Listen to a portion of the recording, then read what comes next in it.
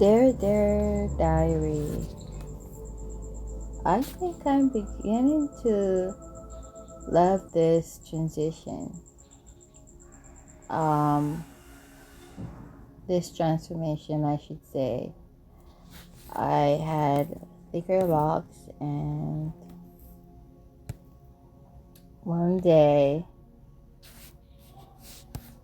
I just started pulling them down and doing them thinner. Not necessarily to have more locks, because it did not. Maybe I got like a few extra locks because there were a few of them that I parted into and locked, but I shed I shedded a lot of hair when I was pulling down the thicker locks. Fuck off with this Bluetooth shit. I've been trying to connect my Bluetooth device so that, you know, there'll be a much clearer, you know, crystal sound. But it's not connecting for some reason. It's been giving this problem for some time now. I was also planning on going to the hospital tonight. Well, today, and then plan for going there in the day. Transform to me deciding to go in the night.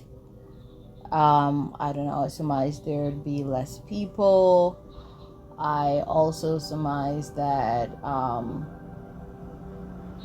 I'd feel much more comfortable because at certain times I am a night owl. I like being out at nighttime.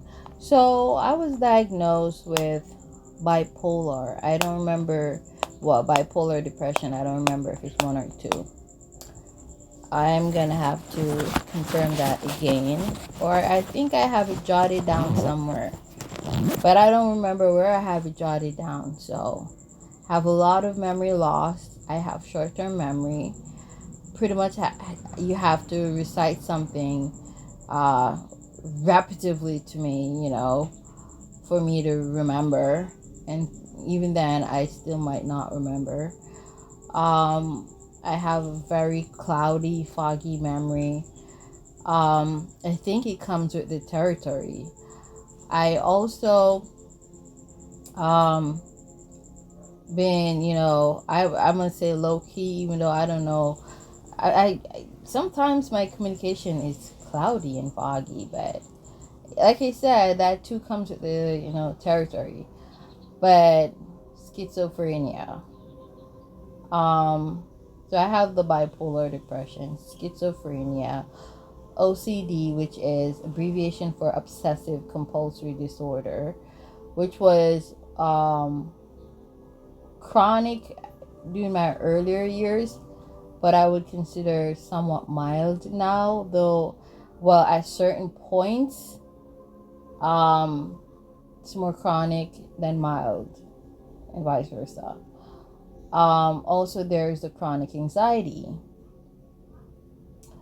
social anxiety, and I don't know, but for me, I was not diagnosed with this one, but I do believe that I have borderline personality disorder. Because I feel like there are so many different people living inside of my body, and people used to associate that with schizophrenia, which I I get the gist of what it means, okay, and I do believe that, yeah, I do have schizophrenia, but I would consider it on from a mild perspective. I do strongly have bipolar depression. It is horrible. It is very life interrupting. Um, the OCD, like I said, mild sometimes, chronic at other times. Um, the anxiety is so bad. It's as bad as the bipolar depression. And then those are things that are written in my mental health document. So those are things I've been diagnosed with. I didn't like the way the nurse treated me the last time I went there, because I wasn't forced to go to the clinic. My doctor recommended me, my personal doctor, because he noticed, a shift in my persona. I cannot afford a personal psychologist. He did refer me to one, and I did try to reach out to her, and I don't know, maybe, I don't want to jump to assumptions, but she seemed way too busy to respond to me and to make appointments and to give me certain details. And so I just, being as bipolar as I am, at certain points I was depressed, like thinking that, maybe she thinks I'm not worth her time. Maybe she thinks I don't have the money to pay her. And then another time I would get angry and just say, and think to myself, fuck this bitch for thinking that, I'm not worth her time. I'm not worth her responding to. I probably don't even have the money. Fuck her, because she doesn't know that. So the feelings were mixed. And then there are moments in which I would just be a bit understanding and think to myself, well, she's got life going on, and I am not her priority or main priority. She don't even know me. So I would say my bipolar depression mixes with the schizophrenia, but more so borderline personality disorder. And I believe if I have had a personal psychiatrist, he or she would have been able to pick up on that. Because schizophrenia, what we were socially conditioned to believe, is not, having multiple personalities. That is borderline personality disorder. Okay? Schizophrenia is something completely different. Okay?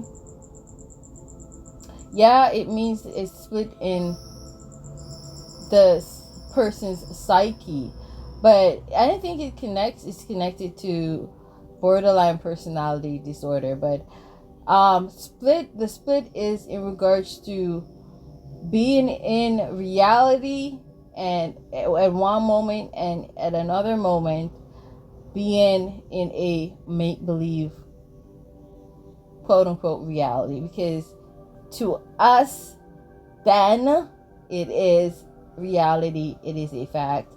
It makes complete, perfect sense. Okay? So that's basically, to me, schizophrenia summed up.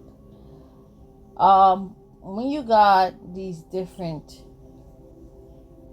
alters or alter egos, you got a kid living inside you, though you're a grown person. You got a man living inside you. You got a woman living inside you. A businesswoman living inside you. A housewife living inside you. Your kid's best friend, a kid living inside you. A kid who's your kid's best friend, living inside you. a music genius living inside you, a science geek and genius living inside you, a witch living inside you, a very noble, helpful, trustworthy individual, upstanding person living inside you. And all these are different egos. You've got borderline personality disorder. And there are lines that separates each of these personalities. It's just not one. It's like you shredded up into several different pieces, or I don't know, possessed. That's what the religious nut jobs would say, but I don't know. It's like you being possessed by different entities and spirits.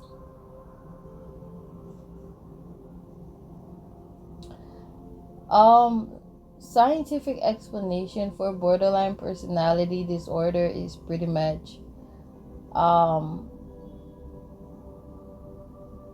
that it stems from trauma, and each of these egos we acquire after experiencing traumatic events, or just having had experienced some traumatic experience. If that, I don't know, that sounds a bit repetitive to me, but you get the gist. So every time we go through something traumatic, we take on another ego, another alter to our personality. And it's like another us. It's been added to the one body. Do they fight? I mean, like, that just clear audiently just crossed my mind. I mean, sometimes when we get sick, is it that our alters are fighting? Or different egos? I don't know. Which one of my mental illnesses are really get to me the most? Bipolar depression. And I don't know if it is that one ego is the super chirpy, optimistic part of the bipolar depression, because bipolar depression isn't depression through and through. It is the high, and it is a high and a low. It's being super optimistic at one point, and at another point, you're super pessimistic. Okay? Super. Okay? Emphasis on the super. Because everybody, it's I guess, what they may claim scientifically the norm. Everybody has highs and lows. But what differentiates people with bipolar depression is that the super is added. Okay? Super elevated, super optimistic, super enthusiastic, elated. Just positive, super positive, like fairy positive, like fairy dust and shit. But a super negative is like all could be going well for you, but you just have a cloudy perception of what's going on, all the blessings that are before you, and all you can do is to nitpick. All you can do is feel sad and try to sometimes justify that sadness. Like you try to like you would say, okay, you just saw a homeless person, because during that time you're very empathetic, okay, super sensitive to other people's sufferings, okay? So, you saw a homeless person, that's why I'm sad. You shouted at me this morning, that's why I'm sad. But otherwise, that's not the reason why. You know why? Because when we're going through that super high of optimism, you could say the world of cruel shit to us. We're still optimistic. We're still on that high. We're not offended. We really don't care. So for someone with bipolar depression, it is not what's really going on around you to make you feel depressed. Of course, there are triggers. There are things that do happen that triggers the shift from the high to the low. But these are not the causes, okay? They're only triggers, okay? Because when the hormones, they shift, and this is the scientific, the science geeky part of me speaking now. And they all intertwine, because the sciencey part of me can be optimistic, as well as that part of me can be pessimistic. That's why I said earlier, I don't know if there's a specific personality that goes with, a specific ego that goes with the optimism aspect of my bipolar depression, and a specific ego that goes with the pessimistic aspect. Let me add super and emphasize on that, so you guys don't forget, okay? Because we all experience optimism and pessimism. It doesn't matter how optimistic someone seems, and sometimes when people seem super something, there's always a super of the other thing that they possess. So people seem super optimistic, like a lot of these super optimistic motivational speakers. A lot of them, I'm not saying for a fact, but I sense that a lot of them do have bipolar depression. And them, nurturing and, guiding, the public is also their way of nurturing and guiding themselves, Because sometimes, I don't know, maybe they rewatch their speeches, their videos, and maybe it helps, maybe it doesn't. And the truth is, like I said, the world of good could be taking place before our eyes. We just don't see that shit. It's just the hormones. The hormones says, bitch, it's time to be sad. Just be sad. It doesn't matter what's happening. It doesn't matter if someone goes to the water and goes to the moon and fetch water for you. Be sad. Even if, you should feel super elated and special that somebody with that capability did that shit for you. Bitch, still feel sad, because your hormones, they're telling you to feel sad, to feel hopeless, to feel pessimistic, like all hope is lost and gone, and there's only death that awaits you. I'm describing exactly how it makes me feel. Okay?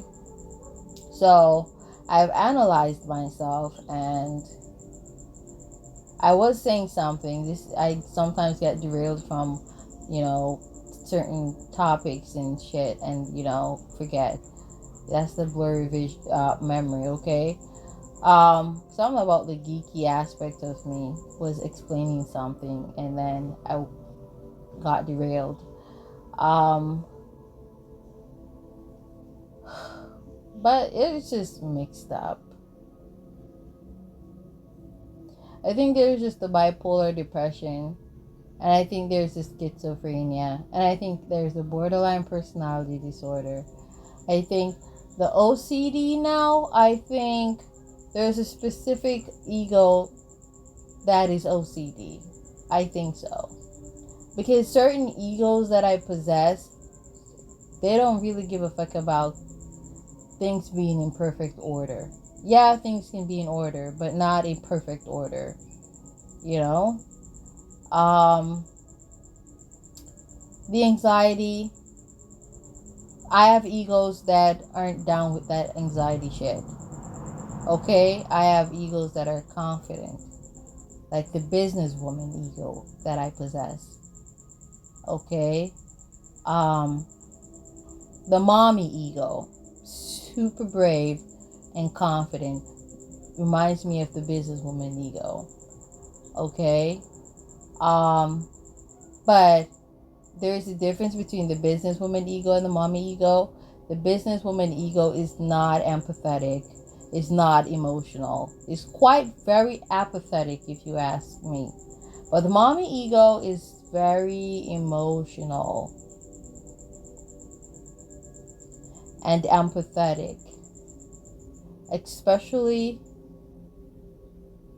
to my children. And I you know what just came to me clairaudiently, because I am a spiritualist, okay? I believe I mentioned that to you guys before.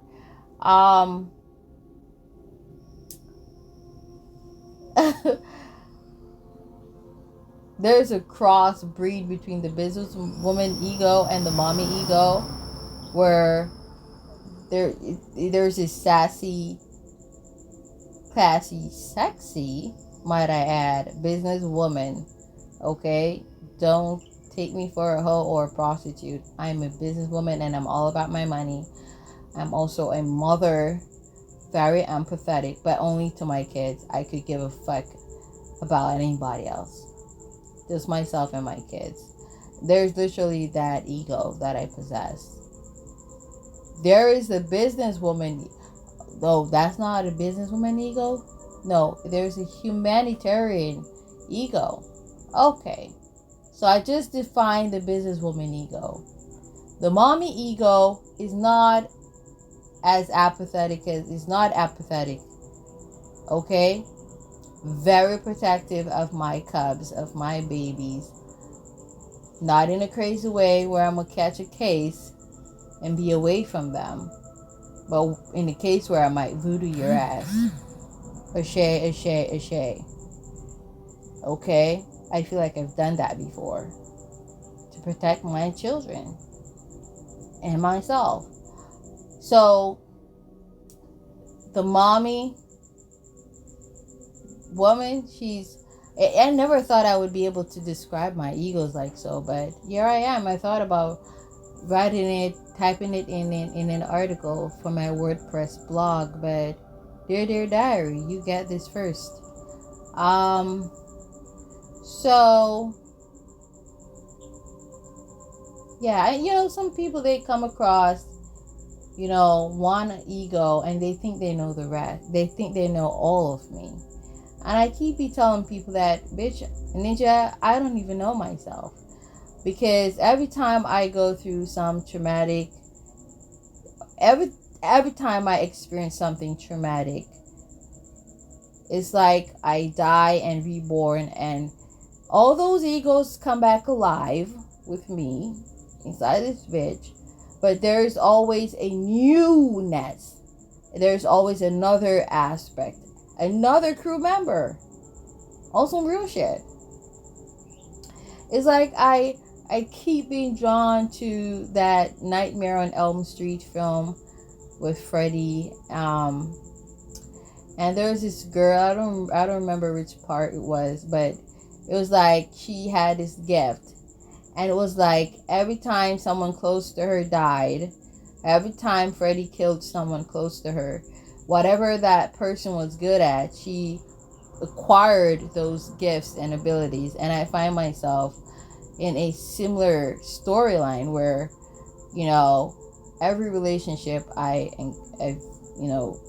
been in that has ended, and it's always been traumatic to me in some way, shape, or form, because of course I've always wanted them to be long lasting, but you cannot make people love you or make people want what you want, okay? And I will never force anyone to want what I want. No, that's desperate. And none of my egos are down that way. Even the most pathetic ego that I got. And I can't say that I got a pathetic ego. Okay? So I think throughout there's some strength, there's unity amongst the egos. And it's like there's always something that I pull from these men. Good things. like their strength. I don't know if they still have those qualities, but I know that I now possess those qualities, You know, don't call me an energy vampire. I just feel like somebody out there is going to say that. It's not like I do it intentionally. It just happens. A shay, a shay, a shay.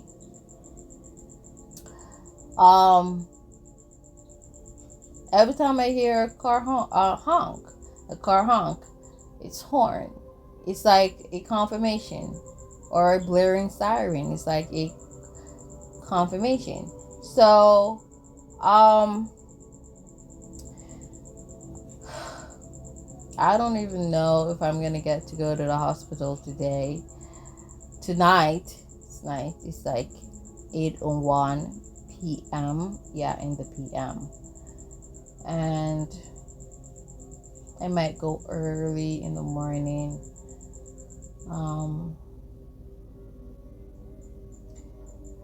Because I'm gonna basically be denying myself sleep. But I need the rest. The body needs rest. What else was I gonna say?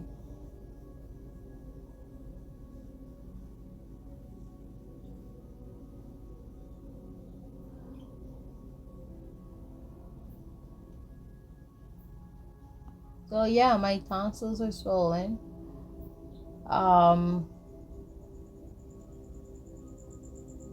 Reluctant to contract, to go down, and instead of going to the private doctor again, I'm just going to go to the hospital. That's that.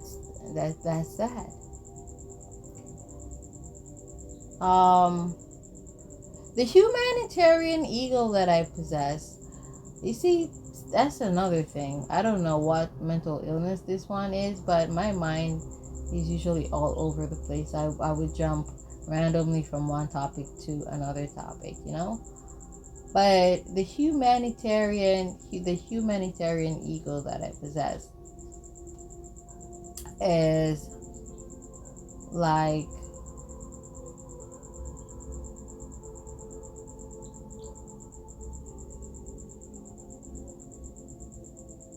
just super empathetic and caring. Not necessarily a cry bitch, but just empathetic.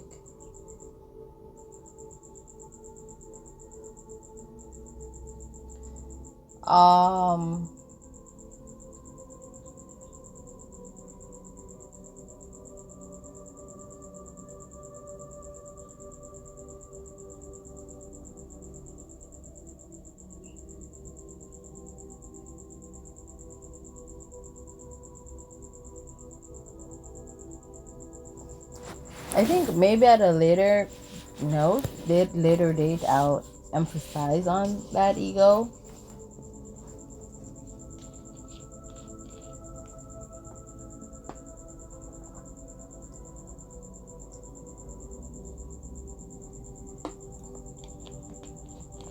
I got a local ego and a foreign ego. I'm in my foreign ego now, where it's like I cannot, and I think they merge sometimes, but it's like sometimes I cannot get a word of patus in my conversation because I'm Jamaican, right? We speak patus, aka patois, yeah. And then another time I cannot get a word of standard English, clear English in my conversation. That's a local bitch. And then there's another time where I can switch it up. Like, especially, if it comes to a point in the conversation where I get irate about something and I want to use some profanity, but local profanity, like bomba clot, blood clot. But even me saying it now, being in this ego that I'm in now, it just doesn't really sound local. And I've been in that ego before, and even fellow Jamaicans were like, no, you're not Jamaican. Nah. And it's not even like somebody who's trying to sound foreign or trying to sound as though they're a Jamaican who travel, because I've never traveled before. I'm claustrophobic. I don't think I'll ever get inside of an airplane, especially with the door shut. Fuck that shit. I'm not gonna traumatize myself that way. Just as how I'll never allow myself again to enter an elevator. And listen, I never got stuck in an elevator, but bitch, the thought alone is traumatizing. I'll tell you that shit. So I've been in an elevator twice. When I was very little, about maybe 11 years old, we were supposed to visit this, I don't know if it was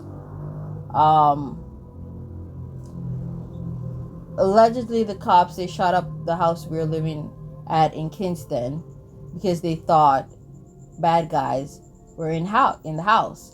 So I think my mom took me to this place downtown Kingston. I don't know if it's some lawyer's office or Jamaicans for Justice, some shit like that, or human rights, some shit like that. I don't remember. That was a long time, and I barely remember yesterday. Moreover, so many years ago. I'm 33 now, going on 34, and I was about 11 years old. 10, 11 years old. So we got in an elevator then. I was very reluctant to do so. But being a child, pretty much you gotta do what the fucking parent says. Especially these Jamaican parents. Especially back then. Nowadays, Jamaican parents aren't the really abusive types. Still you got a lot of them who do that shit. But not to the great degree that, they used to. Second experience was when I gave birth to my first son. I have two sons, and my first son, I gave birth to him in Spanish Town. And at the Spanish Town hospital, they got an elevator there, and they took me in the elevator with the baby, to put us on the ward with the other nursing moms, with the other moms. And my heart was pretty much leaping from my chest. They wanted to, I don't know what happened, why they wanted to take me in the elevator again. And I was like, no, please. I literally begged them to push me down. There's like a slope, like stairs. Not real stairs, just like a slope. And that's where the guy pushed me. And I was really happy because I didn't like the elevator experience. I'm back, guys. I had to pause to deal with the woman who claims to be my mother. Okay.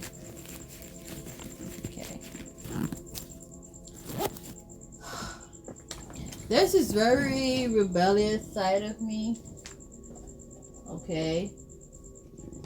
I mean, I found myself for a short while sleeping in the house. Though I said, I'd never sleep in their house again. Here I am back outside.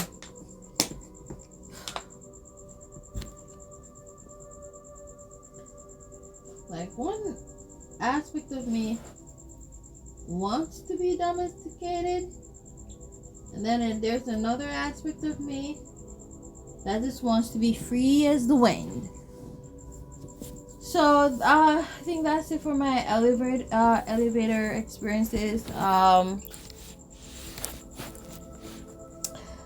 claustrophobic. I wonder if I think to myself that maybe in a past life I was suffocated, especially definitely by someone close to me, because I am super paranoid. Like, I don't trust people, and especially the ones who claim to should be the closest to me, not my sons. Of course, I'm talking about people who I grew up with in the same house, siblings, mother, stepfather, you know, nephew. So,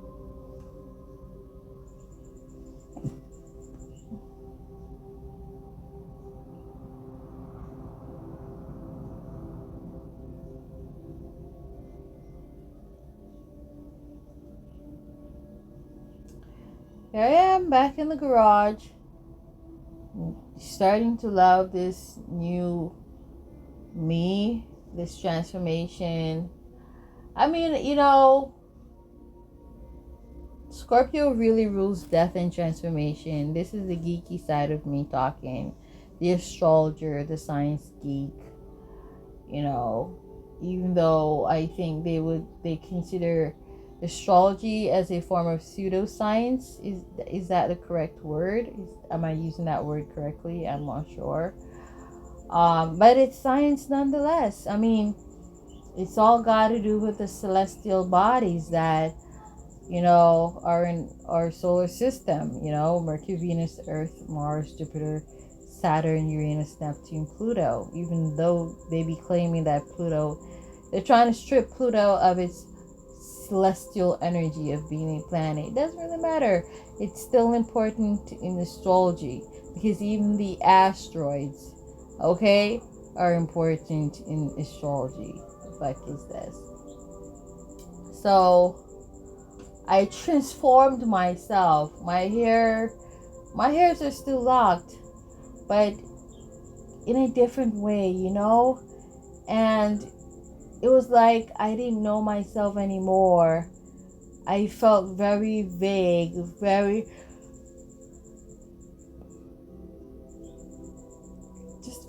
out of it. Like,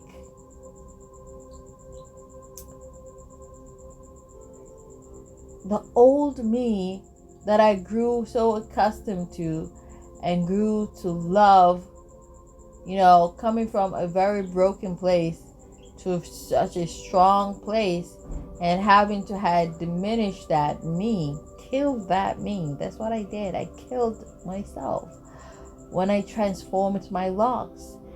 And it was like I was born again, just like the phoenix that reborns from its ashes. That's why I've taken on the pseudonym, Fanikusu, which is Japanese for phoenix. Actually, Fanikusu Joso, that's how I pronounce it. In this lifetime, I'm English. I believe I was Japanese in a past life. Samurai, betrayed. Of course, like I said, maybe suffocated in my sleep by somebody who maybe was a pupil or a teacher who thought I surpassed them and was just really jealous that I excelled what I did. Because listen, all my past life natal charts are dope as fuck. I mean, the truth is, you won't be lame in this lifetime and be lame in another, and be great in another lifetime. Your natal charts, they follow a what is that word? Shit, they use it in computer programming. It follows a certain, not pattern, but it's similar to that word, pattern. They follow a certain, let's just use goat pattern for now, a certain pattern, okay, a certain code. the word is there, but it's just not coming out. You see what I mean about the cloudiness and the fogginess, you know?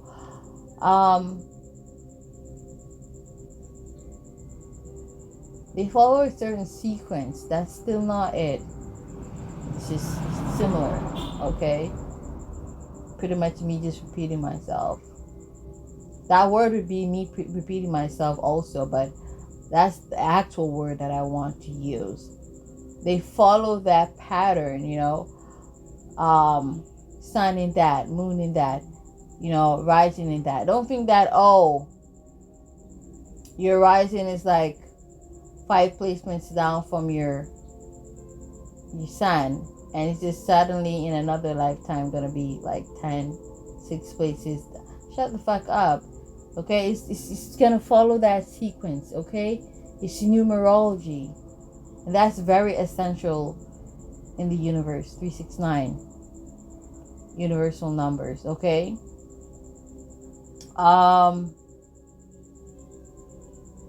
Yeah. So I was talking about astrology, but what exactly was I saying about astrology again? This has turned out to be a long Dear Diary entry. Not bad. Oh, you guys can learn shit from my Dear Diary entries if you want to. I mean, you only get what you seek after. You know, if you seek after to criticize me,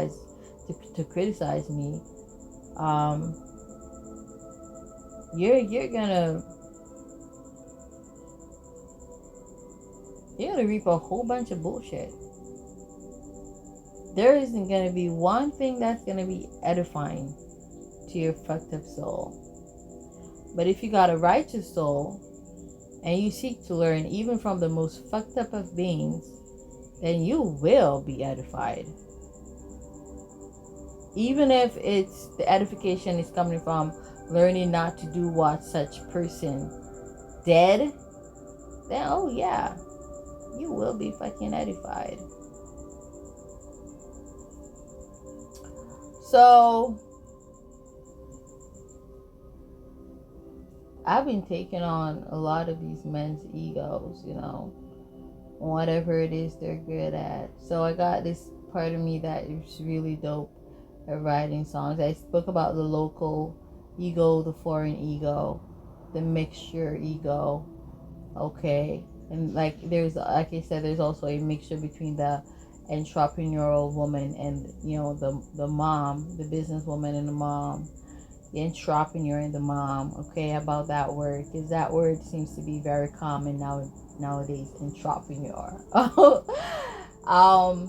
And there's this kid ego that comes out to play with my sons, comes out when I feel somewhat safe, and even at times when I don't feel safe, and it is like to shield me from horrifying people, you know, because like there's this saying that fire just breeds more fire. Okay, you cannot fight fire with fire. And so when people are really aggressive and disgusting towards you, you don't need to be equally aggressive and disgusting, or even more aggressive and disgusting. I mean, like, who's to say what is more? It's just disgusting and aggressive. You know, want me to conquer, but you know, it's not to say one is more aggressive or disgusting. They're just equally disgusting and aggressive, and it just turns out that one wins. Sometimes both dies, you know, from their, you know, acquired injuries. But the point that I'm trying to make is there's this childish ego that comes out. You know, sometimes when I feel safe, okay, he comes out to play. And, you know, at times when I feel feel like I'm in danger, it comes out to distract or thwart my enemies, you know, to think that, you know, she's just a dumb chick. You know, she's just, you know, and then they think not to do me do me wrong, they think not to harm me, because of that facade that and they're like facades, these egos, but it's just actually an aspect of me. And then Ishay, notification. Uh, there's this very sexy vixen ego that I have that is very sexual. I'm gonna say that for now. That's all I'm gonna say for now. Like you said, if led, when led, to further expound upon, these egos, especially some of them that I'm not talking about in detail, just briefly, then I'll expound upon them, But like the humanitarian one and the vixen one, she has an appetite for sex. That's all I can say, and she is very good in bed. She's really exotic. She turns me on.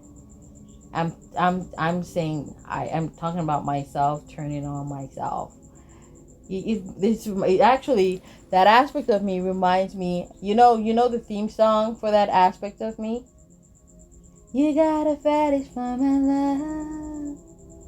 I push you out and you come right back. Don't see the point in blaming you. If I were you, I'd do me too. You got a fetish for my love. I push you out and you come right back. Don't see the point in blaming you. Okay, I can tell by how I sound that I'm not in the artistic musician ego, because that song would just flow off the tip of my tongue. You got a fetish for my love.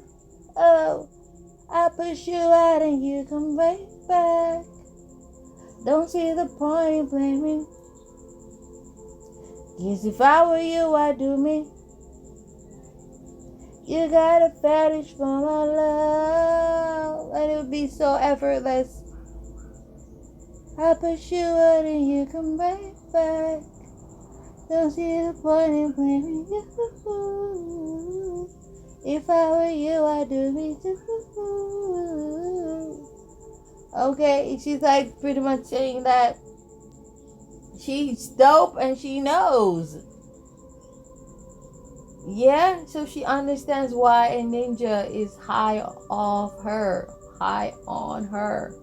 Okay, hot for her. Because she knows she's dope. I know I'm dope. I know I'm that bitch. That's that ego aspect of me. Because ninja, I do me sometimes.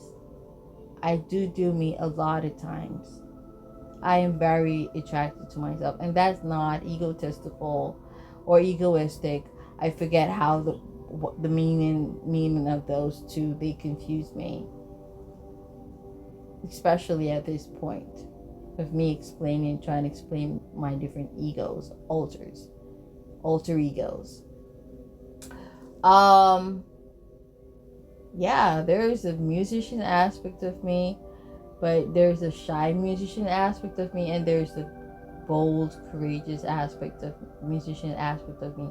And I found myself at a point trying to merge them, in which it doesn't really matter what genre of music I would be singing or, rehearsing. I would force myself or compel myself to be in a confident frequency that, yeah, you the shit. You feel me? Like Sasha Fierce kind of shit. There's the ego that has a terrible list of the tongue, and I almost felt her seeping in a while ago, or he. Okay, but I got shit correct. lisp of the tongue. Yeah. No, I almost got tongue tied when I was gonna say Sasha. Okay, Sasha. Okay, the that ego, that lisp ego of mine would find it really hard to say Sasha. Okay, so Sasha Fierce. Okay. So, anyways, guys, so those are some of my egos. You hear the scientific, soldier aspect of me rambling on, explaining shit, intellectually and more and stuff. Oh, but like I said, I transformed, and I at first really did not like the transformation. And I think mostly why I was so uncomfortable with it, I was very comfortable going through with it. I think I was experiencing a manic high where I get the sudden urge to do shit. And then shortly after that, I started experiencing the manic low. Someone's calling my phone, but I cannot talk to this person right now, and I'm not gonna talk to them right now. Now, I'm recording.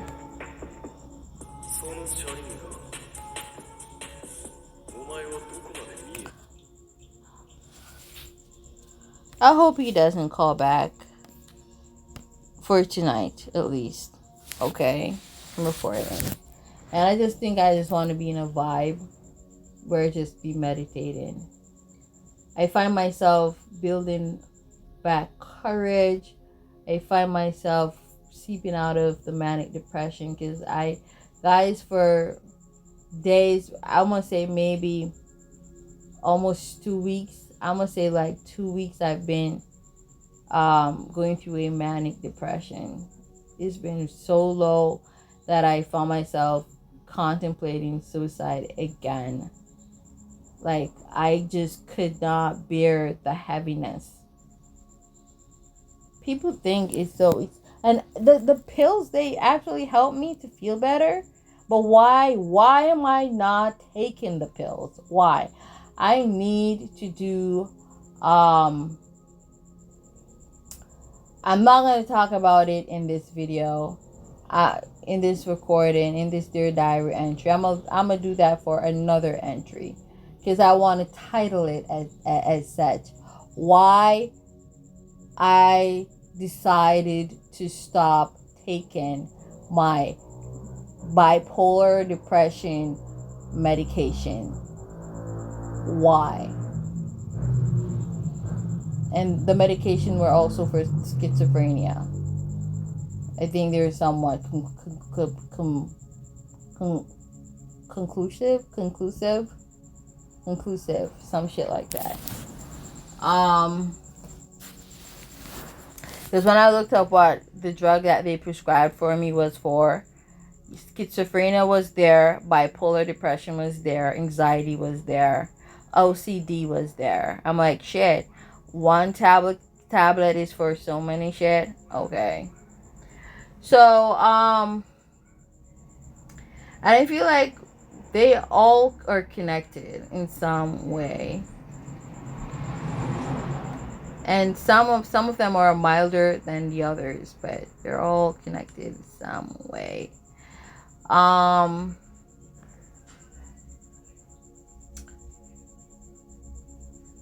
don't know which is worse, taking the tablets or not fucking taking the tablets.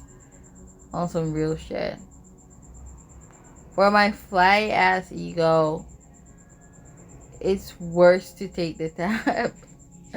It's like better for me to go through the motions of being depressed and consider my whole existence than to,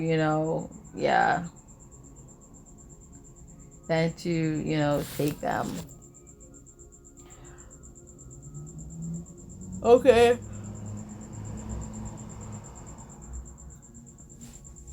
So I found myself starting to love this new look. that I'm rocking. I'm starting to dig it. You dig? Yeah. At first, why I didn't really like it, I said, okay, so there are two reasons why. One, it was like I felt like a completely new person, and the person who I knew before this person, like I killed that person, I could never get that person back again, and it made me feel really fucked up. I felt really fucked up.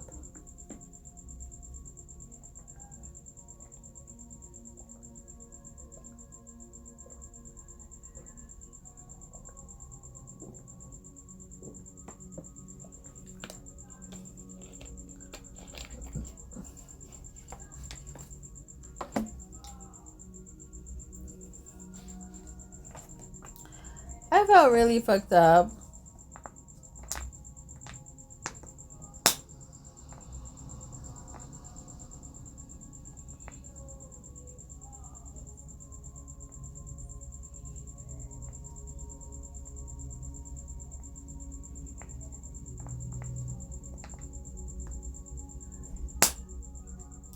It was like starting all over again, pretty much. The memories that that were formed, developed with that hairstyle, it was like those memories died. Fuck. Like they literally got obliterated. And by who? By me. That's what made it even worse. It was, my own doing.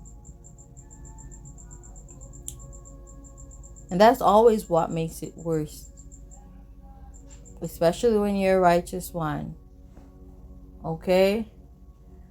So, some douchebags will try to blame it on others, but, low key, I did blame some people, black magic, their black magic, but at the end of the day, I'm not gonna waste my time pointing fingers, Point is, black magic or no black magic, they're my hands that went through each lock, unraveled them, and relocked them in a different fashion. Okay? Another reason why I felt really fucked up. So I talked about the seemingly diminished memories. Excuse me. Confirmation. Shay. There's another reason. Why not? Am I not to talk about the other reason? The other reason. Oh! Those locks are really unique to me. They were like ragamuffin locks. And that made me feel different from the collective. It made me feel like I stood out. And the way they got transformed into what the locks they got transformed into, they are more neat, quote unquote neat, well put together, corporate fucking like. But I find that they're slowly but surely returning to a form of unruly nature. And I think maybe that's why I'm starting to feel happier and happier. And I know they're not, knowing me and how I relock in my hair and do shit, these locks are not going to be normal locks.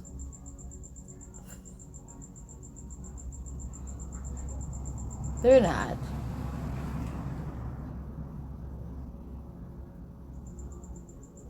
My hair, what I noticed, is just not meant to be fashioned or to grown. It's not meant to be grown in a or organized fashion. I'm wild. I'm a wild flower. And my hair grows really fast too.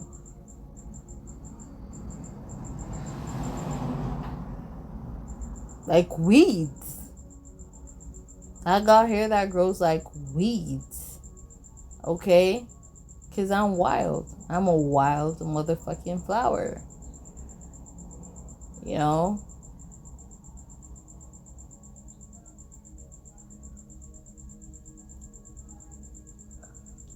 Sometimes I find myself missing the heaviness of the locks. But truth be told, they were gonna be really heavy locks. And I think it had to be sooner than later to trim them down, slim them down, because the heat was becoming a big bother for me. The heat and the thickness of the locks, along with the quickly increasing length of my locks, were really getting to me. And I found that I had to put my hair up in a ponytail very often so as to ease some of the heat that my hair was pulling to my neck, the nape of my neck, the back of my neck, and my face, and even the front of my neck, my whole body, you know.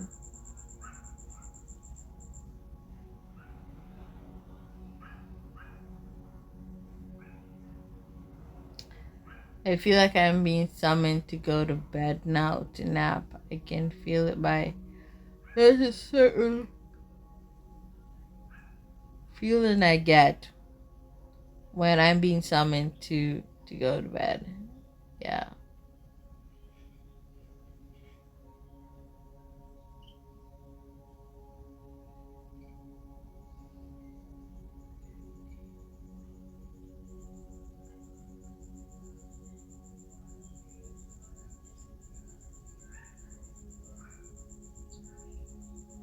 So, like I said, I don't even know if I'm gonna upload this tonight or tomorrow.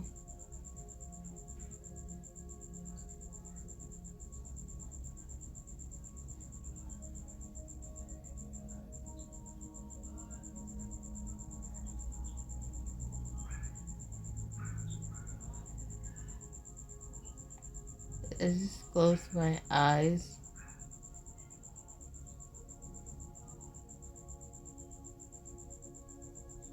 And someone was like, so weird. I was just having a mini dream, you know? Someone was like like a little baby was giving its father food to eat. You know, African food. Like, for what?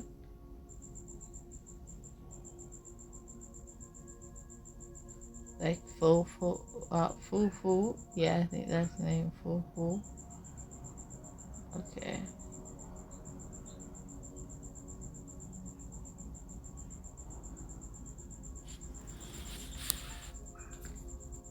And what else?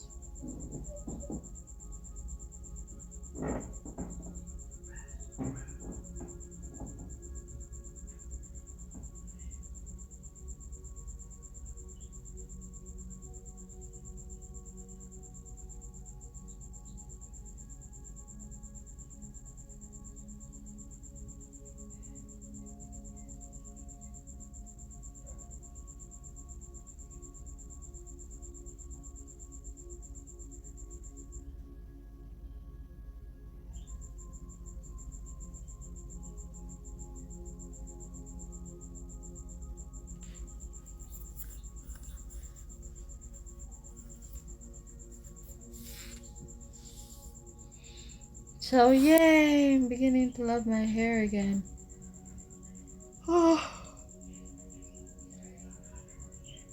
The guilt is,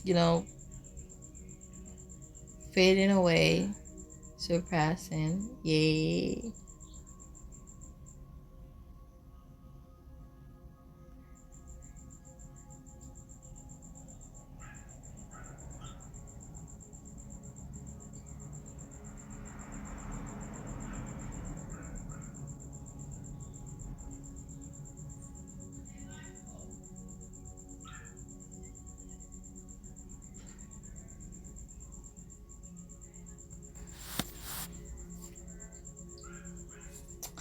Okay, guys, I'm gonna leave it right there. Thank you guys for staying with me. It's been 1 hour, 5 minutes.